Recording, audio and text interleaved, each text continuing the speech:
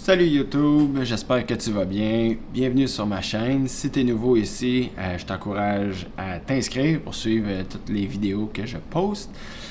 Ça faisait déjà quelques temps que j'avais pas fait une vidéo et qu'est-ce qui se passe dans l'actualité ces derniers temps, je me sentais vraiment interpellé. Je me suis dit, je vais faire une petite mise à jour pour ceux qui suivent pas ça au day-to-day comme moi je l'ai fait.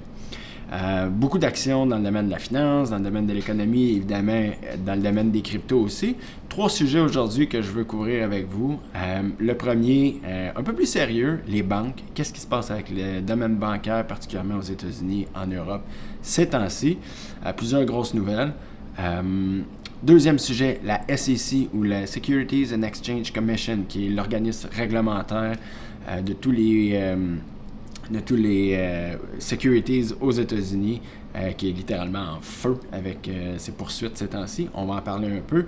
Et troisième sujet, un peu plus léger et très léger, on va en reparler. Greenpeace et son coup d'épée dans l'eau complètement qui voulait attaquer Bitcoin et c'est un flop total. Donc, attache-toi, on commence avec les banques. Dans les 3 dernières semaines, je dirais, il y a eu énormément de mouvements dans le domaine bancaire qui a commencé aux États-Unis et qui commence à avoir des répercussions partout jusqu'en Europe. Si tu n'as pas suivi qu'est-ce qui se passait, en fait, le tout a commencé un peu avec une toute petite banque. Évidemment, c'était en début mars, le 8 mars, la banque Silvergate, qui a été typiquement associée aux cryptos, en fait, qui facilitait beaucoup les compagnies qui voulaient justement s'initier aux cryptos, faire des gros investissements dans le domaine particulièrement de Bitcoin. Donc, Silvergate était un pionnier dans ce domaine-là. Et petite banque, mais somme toute modeste, avec 11 milliards d'actifs, fait faillite en début mars, le 8 mars. Évidemment, initialement, tout le monde pointe du doigt le domaine des cryptos pour, évidemment, c'est comme une purge dans le domaine des cryptos, la purge qui se continue, suite à FTX qui a fait faillite et tous les autres, Gemini qui sont en problème, Genesis qui sont en problème, BlockFi, Celsius et j'en passe. Donc, Silvergate, c'était comme le dernier à tomber qui était relié aux cryptos. Oui, beaucoup de liens par rapport à ça. On doit donner par contre à Silvergate qu'ils ont quand même honoré tous les dépôts de leurs clients. C'est pas comme si les actionnaires étaient partis les poches pleines avec ça, là. Ils ont été bons joueurs jusqu'à la fin, malheureusement. C'est la fin pour Silvergate. Quelques jours plus tard, le 13 mars, une autre banque affiliée aux cryptos, Signature Bank, aussi fait faillite. Elle, c'est un peu plus nébuleux, en fait. C'est l'organisme qui s'appelle FDIC, Federal Deposit Insurance Company, si je ne me trompe pas, aux États-Unis, qui assure tous les dépôts bancaires de toutes les banques, là, petites et grosses. En fait, qui a comme pris contrôle de la banque Signature sous un prétexte comme quoi que ça allait mal. Ils ont comme pas fait faillite. Ils ont cessé leurs opérations, mais on va en savoir plus dans les prochains jours, là. C'est toujours pas trop clair qu'est-ce qui s'est passé avec Signature Bank. Alors, elle, beaucoup plus grosse banque, avec 110 milliards à peu près d'actifs qui a cessé d'opérer. Tous les dépositaires jusqu'à maintenant semblent avoir été aussi inclus par la couverture d'assurance du gouvernement, de la Banque fédérale. Par contre, là, il y a un troisième gros morceau qui est tombé dans les derniers temps, c'est celle qu'on a beaucoup plus entendu parler aux nouvelles, la SVB ou la Silicon Valley Bank, qui, elle, possédait 212 milliards d'actifs. Si je ne me trompe pas, c'est la deuxième plus grosse faillite de banque. La première était une banque Washington, quelque chose, Financials peut-être, en 2008, qui avait été rachetée par JP Morgan. Silicon Valley Bank est la deuxième plus grosse faillite d'une banque aux États-Unis. Donc, c'est majeur, malgré que ce soit une petite banque, somme toute, dans l'ordre de grandeur des banques aux États-Unis, c'est majeur, c'est gros. Plusieurs causes. Pourtant, celle-là n'est pas reliée du tout aux cryptos. En fait, c'est une banque qui avait beaucoup d'exposition au Silicon Valley, donc tout aux startups de la Silicon Valley, ou même les grosses entreprises de tech de la Silicon Valley. Donc, quand on creuse un peu, ce qu'on se rend compte, c'est que vraiment, au niveau du management, il y a eu des erreurs assez basic, je peux dire, de comment ils géraient leurs actifs, leurs passifs. On ne rentrera pas dans le détail de comment une banque doit opérer, mais ils ont pris beaucoup de risques avec les dépôts des clients et avec la hausse des taux d'intérêt là, assez marquée qu'on a eu dans les derniers 6 mois à peu près. Ils ont complètement, en fait, un échec total la gestion du risque. Ce qui s'est passé, plusieurs choses en fait qui ont mené à la débâcle totale, là, mais quelques jours avant, en fait, un des gros investisseurs de Facebook qui s'appelle Peter Thiel, qui est un investisseur en général, mais qui fait beaucoup d'argent avec Facebook, sur Twitter, il poste si j'étais vous, j'irais retirer tout mon argent de Silicon Valley Bank, ça va vraiment pas bien. Donc, il y a plusieurs personnes qui ont eu ce même message-là. Évidemment, les régulateurs ont tenté de calmer le jeu et de rassurer tout le monde, mais force est de croire que les gens ont écouté plutôt la plateforme Twitter. Donc, il y a eu ce qu'on appelle un bank run. Quand tout le monde veut retirer son argent en même temps d'une banque, la banque n'a pas les liquidités. Donc, c'est quand je disais des erreurs de gestion de risque, c'est exactement ce qui s'est passé. La banque n'était même pas proche d'avoir les fonds nécessaires. Donc, la banque, présentement, elle est en vente, si on veut, la FDIC. Comme pour Signature Bank, la FDIC a pris contrôle de la banque et essaye de la vendre. On a eu un auction qui a terminé, une vente aux enchères qui a terminé la semaine dernière. Aucun bidder, personne n'a fait d'offre pour acheter la banque. La première enchère, c'était pour la banque en son entier. Ils ont vu que ça n'a pas fonctionné. Il y a trop de risques, trop de produits financiers toxiques qui étaient dans cette banque-là. Donc, ce qu'ils ont décidé de faire, c'est une deuxième auction qui terminait cette semaine. On n'a pas eu les résultats encore, mais je pense que si on avait eu un acheteur pour la banque ou une des filiales de la banque, on l'aurait déjà su. Donc, à mes yeux, c'est un autre échec pour la mise aux enchères de Silicon Valley Bank. Qu'est-ce qui va se passer avec ça? On va suivre de très proche cette semaine, mais à mon humble avis, il n'y aura pas d'acheteur encore pour aucun actif ou peut-être une petite partie des activités de la banque, mais non, rien pour l'instant, donc rien qui présage non plus de bonnes nouvelles pour le secteur bancaire. Cette faillite, on disait la deuxième plus grosse faillite de banque aux États-Unis, a des répercussions, évidemment. Oui, dans le secteur des technologies, mais ça s'est répercuté jusqu'en Europe. Les liens entre les deux sont pas clairs, mais on voit que le système bancaire, il y a des cracks qui apparaissent de partout. On a entendu parler le 19 mars dernier, ça fait quelques jours, après, moins d'une semaine, à peu près une semaine, Crédit Suisse, une banque qui a plus de 150 ans d'histoire en Europe, en Suisse en fait, a été acquise par UBS, qui est sa plus grande sœur, qui est une autre banque suisse, pour 3,2 milliards de dollars. Quand on regarde ça, à première vue, ça peut sembler impressionnant, des gros chiffres, mais quand tu dis que tu achètes une banque qui a 150 ans d'histoire pour 3,2 milliards de dollars, pardonnez-moi l'expression, mais c'est des peanuts.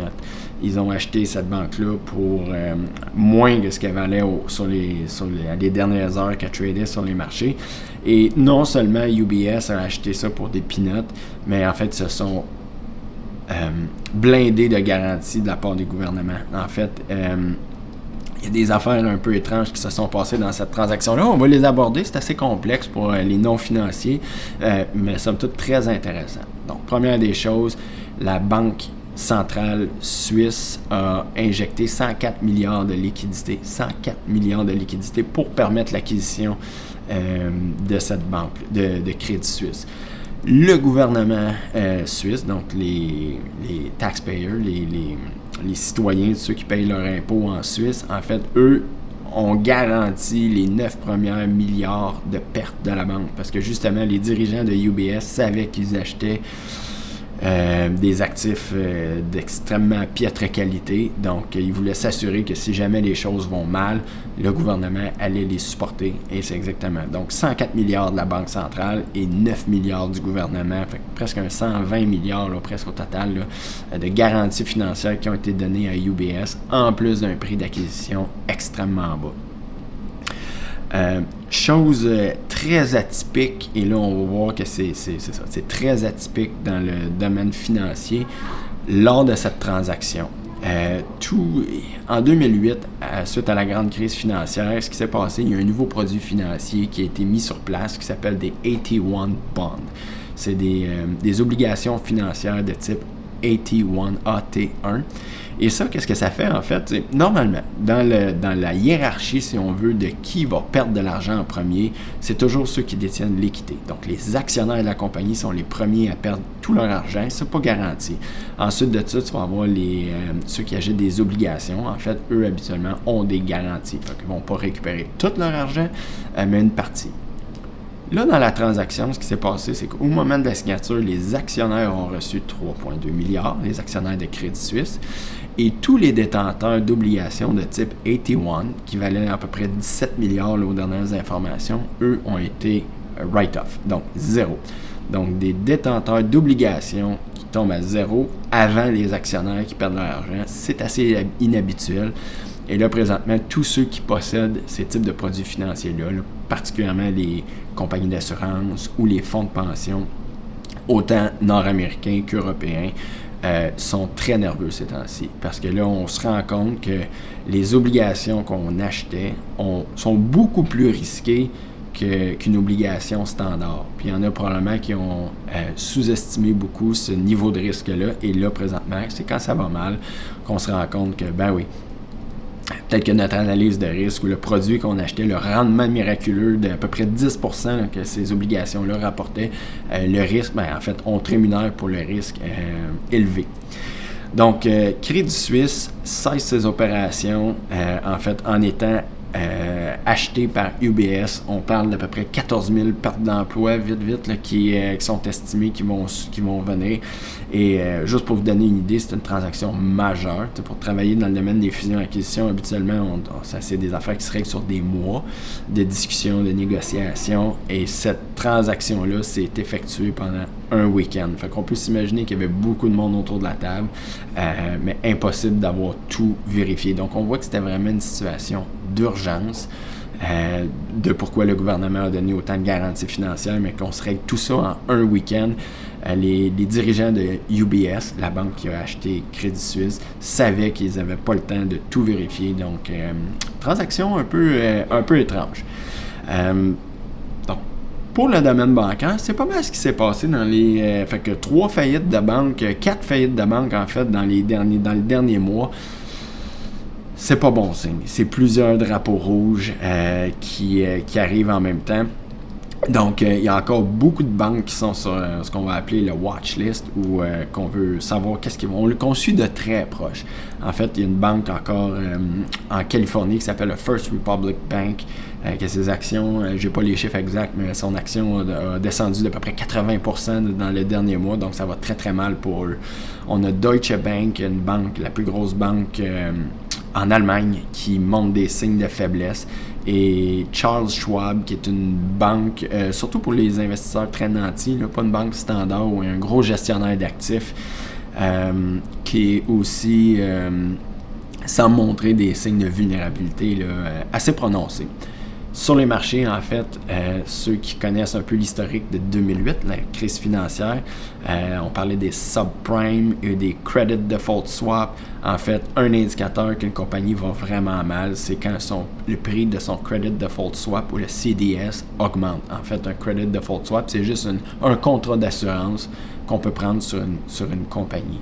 Donc, First Republic Bank, Deutsche Bank, Charles Schwab, les credit default swaps ont significativement augmenté dans les derniers jours, donc à suivre pour les prochains temps.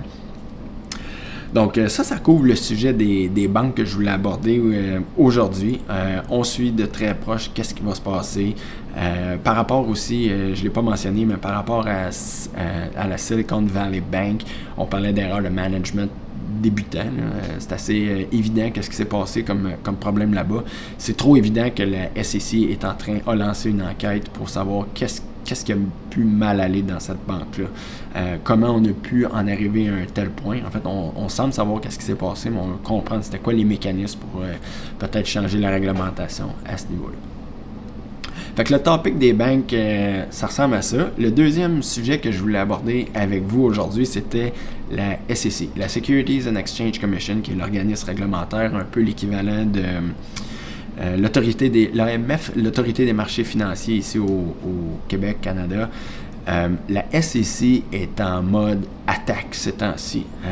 Ça fait plusieurs fois qu'on les entend dire que, évidemment, ils essayent de faire un crackdown, ils essayent de percer un peu le milieu des cryptos pour mettre de la réglementation. Je vais vous revenir à la fin avec un peu mon opinion là-dessus, mais présentement, ce qu'ils essaient de faire, c'est vraiment de mettre de la réglementation pour protéger les investisseurs. Protéger les investisseurs ou tout simplement éliminer les cryptos au choix. On peut le voir comme on veut, mais présentement, en fait, la SEC est en mode pleine attaque. Il y a des YouTubers, des personnalités célèbres là, qui ont fait la promotion dans les dernières années, là, particulièrement dans le high là, de l'an dernier là, avec FTX qui était au sommet et tout ça. En fait, il y a beaucoup de personnalités publiques, entre autres Tom Brady, en fait Lindsay Lohan puis Jake Paul qui sont poursuivis par la SEC pour avoir fait la promotion de produits financiers en fait illégaux, des unregistered securities qu'ils disent. Il y a plusieurs autres artistes ou personnalités publiques qui ont déjà réglé hors cours pour des montants assez substantiels. Là. C'est Soulja Boy, je pense, qui a réglé pour 400 000 hors cours pour éviter tout procès. On va voir qu'est-ce qui va se passer avec Justin Sun, qui est le fondateur de Tron, Lindsay Lohan, qu'on connaît, Jake Paul aussi. On va voir avec eux, de par leur notoriété un peu plus grande que les autres que j'ai mentionnés, est-ce qu'ils vont réussir à s'entendre avec le SEC ou ça va aller à process aussi, on va suivre prochainement. Mais très intéressant, c'est Justin Sun, en fait, qui est un crypto-billionnaire, en fait, qui a fondé Tron, qui est très très riche et qui supporte beaucoup, un peu à la SBF, là, Sam Bankman-Fried à l'époque de FTX, là, supporte beaucoup de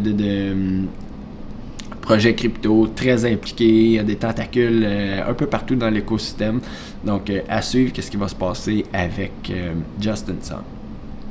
Autre nouvelle de la SEC super intéressante, Do Kwon, qui est le fondateur de Terra Labs, qui était à la base la compagnie qui a créé Terra Luna.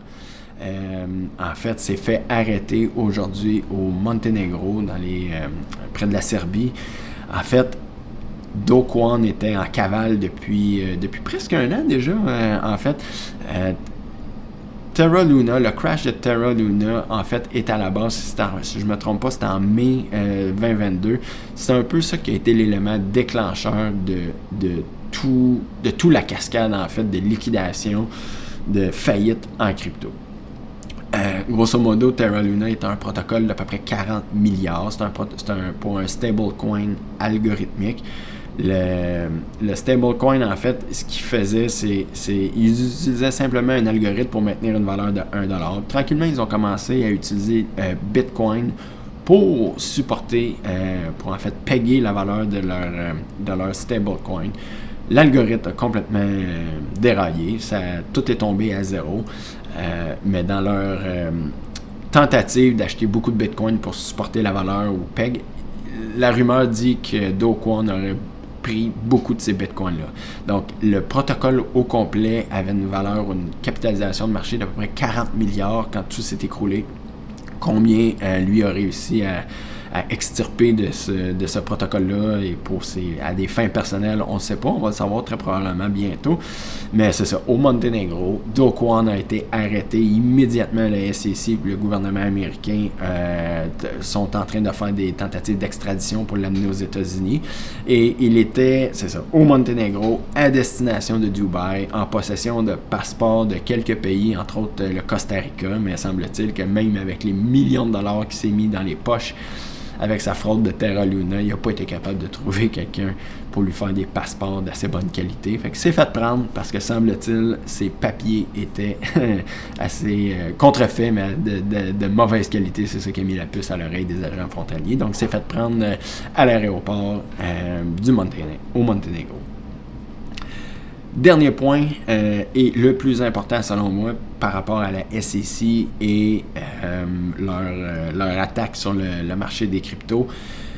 Coinbase, qui est une compagnie publique, qui est une compagnie, on va dire, respectée somme toute, dans le domaine des cryptos, qui a toujours été by the book, qui essayait de suivre ou du moins d'avoir un dialogue avec les autorités réglementaires pour en fait défricher la réglementation, parce qu'il n'y a rien qui existe présentement.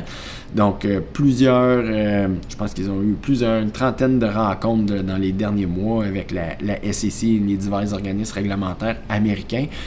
Tout ça pour mener à, plus tôt cette semaine, ils ont reçu ce qu'on appelle un Wells Notice. En fait, un Wells Notice de la SEC, qu'est-ce que ça veut dire? C'est l'avis final qui dit la prochaine étape, on vous poursuit. En fait, c'est juste un heads-up, que je pourrais dire, là, pour les aviser qu'en fait, ils vont se faire poursuivre par la SEC. Wells Notice, en fait, c'est à l'époque le commissaire ou le commissioner de la SEC qui s'appelait M. Wells envoyait ce type d'avis-là, qui était justement prochaine étape, je vous poursuis ou tenez-vous prêt, trouvez-vous une équipe légale parce que j'arrive. Donc, c'est un peu décevant de voir que la SEC n'est pas en mode dialogue du tout, alors que Coinbase, en fait, sur Twitter, on les voit, ils sont assez transparents. Le Brian Armstrong, le fondateur de Coinbase, est, on va dire, transparent, ouvert. En fait, il exprime sa position très clairement. Donc, la SEC devrait savoir comment aborder le sujet avec eux. Mais non, ils ont préféré d'y aller avec la méthode légale. Typiquement, la SEC avec Coinbase, il y a toujours eu des frictions, mais là, je pense qu'on va aller à un niveau supplémentaire de friction. On va voir qui va gagner et si ça va se rendre à procès ou s'ils vont réussir à trouver une entente hors cours. Mais déjà, des compagnies comme Kraken, qui est un autre échange, a arrêté ou a cessé beaucoup de services qu'ils offraient, comme le staking d'Ethereum ou le staking d'autres altcoins pour répondre aux exigences de la SEC. Coinbase a fait la même chose.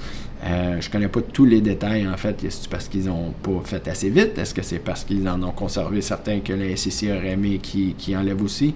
On va tout voir ça dans les prochains jours, mais à suivre, dossier chaud dans les cryptos, compte tenu que Coinbase est une compagnie publique cotée en bourse. Évidemment, ça va être suivi par beaucoup d'analystes et on va avoir probablement aussi beaucoup d'informations là, sur Internet qui va nous donner une idée des prochaines étapes dans ce dossier. Ceci nous amène au troisième sujet, un peu humoristique, mais qui, en tout cas, moi, qui m'a bien fait rire et qui me montre un peu on ne pourra jamais gagner contre Internet et particulièrement Bitcoin. Bitcoin est une communauté un peu spéciale dans le sens qu'on a des valeurs de collaboration, on a des valeurs de la liberté, on a des valeurs dans ce giron-là. Et qu'est-ce qui se passe présentement? Greenpeace est en mode attaque contre Bitcoin. Je vous explique un peu une mise en contexte avant de vous montrer les petits bijoux d'Internet qui se sont passés cette semaine. La compagnie Ripple, qui en fait est la compagnie derrière le token XRP, qui est un gros token qui est pour le système bancaire surtout, qui en fait qui essaie d'intégrer le blockchain au système bancaire. La compagnie Ripple a parti une campagne qui s'appelle Change the Code, changer le code, qui est supportée par Greenpeace. Et c'est ça. Et Ripple subventionne beaucoup cette campagne-là. Cette campagne-là, qu'est-ce qu'elle dit? Change the code. En fait, elle essaie de faire, de changer l'opinion publique des gens envers Bitcoin pour que Bitcoin change son code pour passer d'une architecture qui est, on appelle Proof of Work vers Proof of Stake, comme Ethereum a fait il y a à peu près 1 an. Donc, Proof of Work, tout ce que ça veut dire, tout ce qu'il faut savoir, c'est que ça utilise des ordinateurs qui consomment beaucoup d'énergie. Fait que le réseau Bitcoin est protégé par de l'énergie, grosso modo. Et Ripple essaye de faire croire à tout le monde que Bitcoin, en fait, est un net négatif pour l'environnement. Et en s'associant avec Greenpeace, évidemment, Greenpeace est un grand défenseur de l'environnement, donc a adhéré à cette campagne-là, Change the Code. Alors, Greenpeace, de son côté, ont mandaté un artiste, son nom, ici je l'ai, Benjamin Von Wan, je le connaissais pas, a mandaté un artiste pour produire, en fait, une œuvre d'art qui exprimait un peu tout l'effet négatif, les effets négatifs sur l'environnement que Bitcoin pouvait représenter. Fait que je vous montre un peu l'œuvre d'art, qui est en fait un style de sculpture qui fait plus de 2 mètres, là, si je ne me trompe pas. Donc on le voit, là, c'est des comme des boards électroniques montés en forme de squelette. L'œuvre a été baptisée Satoshi's Call. Et ce qu'on voit sur la tête du squelette, c'est des tours de refroidissement d'une usine en fait de production d'électricité nucléaire, d'un plan d'électricité nucléaire. Fait que rapidement, quand la communauté Bitcoin a fait ça, a vu ça, en fait, ils se sont, plutôt que d'être offusqués, ont fait comme « Wow, c'est donc bien cool, cette sculpture-là ». Fait que là, ce qu'on a commencé à voir, c'est Twitter évidemment a repris ça 1000 fois, et là, les memes ont commencé. Fait qu'on voit Homer Simpson au fameux bar chez Moe's, et qui est comme « Qu'est-ce qui se passe? » Tout le monde parle de ça. Ou encore le fameux meme Greenpeace qui est choqué après Bitcoin. Écoutez, j'en ai vu des dizaines et des dizaines, c'est du bonbon. Et tout ça pour dire que ce qui a été voulu initialement, une attaque, c'est retourner un peu contre eux autres. Parlez-en en bien, parlez-en en mal, parlez-en. Là. En fait, l'artiste ne semble pas être particulièrement contre Bitcoin. Je pense qu'il connaît juste pas assez. Il connaît pas assez qu'est-ce qui se passe dans le domaine du Bitcoin ou la technologie elle-même. Mais bref, une petite touche humoristique pour compléter la vidéo d'aujourd'hui. J'espère que vous avez aimé ça. J'espère que vous avez appris quelque chose. Si vous êtes nouveau encore, je vous suggère de suivre ma chaîne. Faites un like sur la vidéo pour m'aider à diffuser la vidéo, que le plus de monde possible le voit.